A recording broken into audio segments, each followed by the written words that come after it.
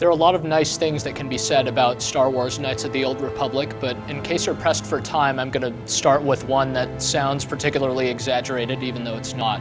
Knights of the Old Republic really is one of the best things to happen to Star Wars in many years. It's arguably just a better Star Wars property than the two most recent theatrical films, and really it's just a fantastic role-playing game all around. It's developed by BioWare, a company that's already known for developing great role-playing games, although its previous RPGs have all been set in the world of Dungeons & Dragons, Forgotten Realms, that sort of thing. So this is definitely a change of scenery, but not necessarily a complete change of pace for the Canadian developer, which is definitely in top form here. Knights of the Old Republic is by all means a very true role-playing game. You can one of the most remarkable things about it is in how it lets you play as pretty much whichever type of character you can imagine, whether very good or very evil or various shades in between. Character interaction is very, very engaging in this game. You're constantly being charged with making important and meaningful decisions. So you're not relegated to the role of a spectator as you are in most console RPGs. Knights of the Old Republic actually takes place thousands of years even before Episode 1. Although you wouldn't know it just from playing the game, it seems that the Star Wars universe doesn't really change much over the course of millennia. So you'll see some kind of old-style weapons. Some characters fight with swords and things like that as opposed to lightsabers.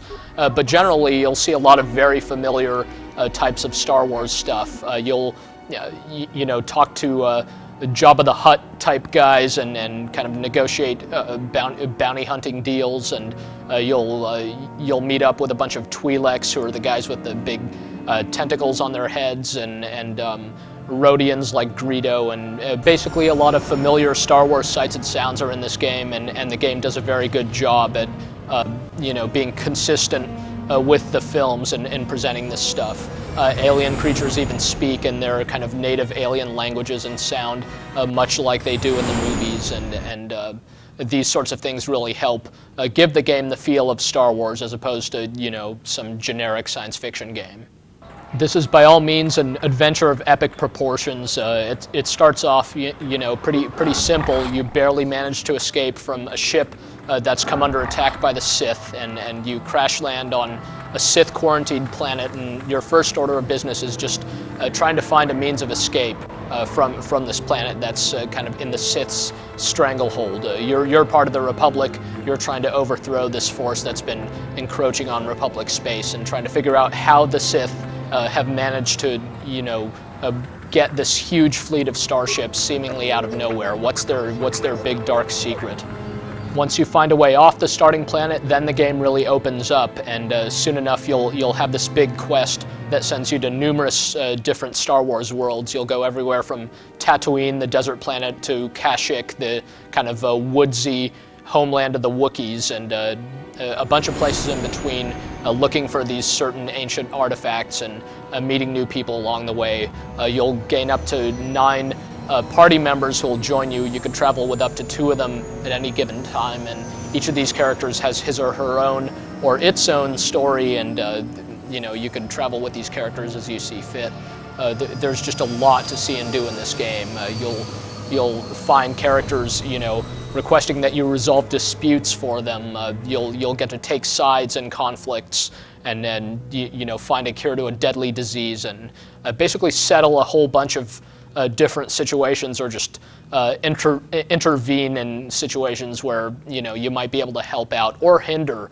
And really, that's the big thing about Knights of the Old Republic. You can choose to be good or evil, and when you eventually become a Jedi, and that's really not much of a spoiler. It's pretty obvious that you gain force powers at some point in the game. Sure enough, you're constantly faced with being able to use your force powers for good or for evil. In dialogue, you pretty much always have choices that either will be morally good or evil, and your character will gain affinity toward the light side or the dark side of the force as you do these things. You couldn't tell at a glance, but Knights of the Old Republic actually plays very similarly to last year's Neverwinter Nights. The key difference is mostly superficial. Instead of having the isometric perspective of BioWare's previous RPGs, instead this game looks like a third-person action-adventure. The camera follows the main character around. Combat also looks very dynamic. You'll see characters kind of dodging each other and performing a variety of different attack moves, but that doesn't mean you have a direct involvement in the action. In fact, you don't. Really what's going on is that there's a system very similar to 3rd edition Dungeons & Dragons at work here. So, you know, whether or not you hit an opponent is determined by a to-hit roll and you know, various bonuses depending on your character's level and things like that. It's pretty much all automated and statistical and somewhat strategic. You could have up to 3 characters in your party in battle, and you know, your job in the fight is just to make sure everyone's staying alive, so you can use your healing kits and stuff like that if someone's injured. But generally, your party members will do their own thing just fine and will attack all nearby opponents, and you could sit back and